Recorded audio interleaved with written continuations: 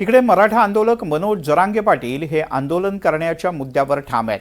सरकारला दिलेला अल्टिमेटम काल संपलाय आणि आता 30 मे पासून आंदोलनाकरता मंडप न घालता उन्हामध्ये बसून आंदोलन करण्याचा इशारा जरांगे यांनी दिलाय.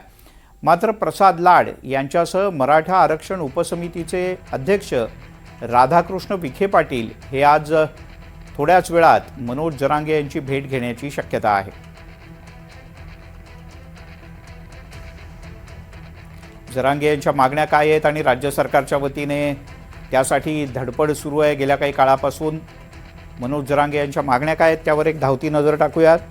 सर्व मराठ्यांना 29 मेच्या आधी कुणबी प्रमाणपत्र द्यावं अशी त्यांची मुख्य मागणी होती. सातारा, कोल्हापूर, औंध आणि पुणे तसंच मिरज संस्थांच्या गॅझेटच्या धर्तीवरती अध्यादेश काढला जावा.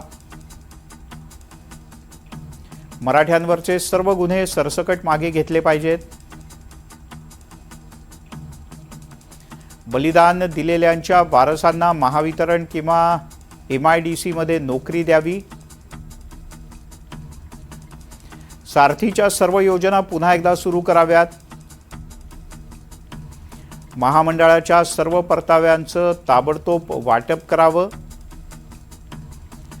कुणबी प्रमाणपत्र दिलं तर त्याची वैधता लगेचच दिली पाहिजे आणि मंत्रिमंडळाची मराठा उपसमिती बिनकामी आहे ती बरखास्त करा, कारण ही समिती स्वतः पुढाकार घेऊन निर्णय घेत नाही आणि लवकर प्रमाणपत्र देत नाही असाही जरांगे पाटील यांचा आरोप आहे. तिकडे कुणबी आणि मराठा या दोन्ही समाजाकरता स्वतंत्र मंत्रालय स्थापन करावं. शिंदे समितीला मुदतवाढ देऊन आणखीन काही नोंदी महाराष्ट्रभरातल्या तपासाव्यात जेणेकरून मराठ्यांना तशा प्रकारचं प्रमाणपत्र देणं आणि जात प्रमाणपत्र मिळणं हे सोपं जाऊ शकेल.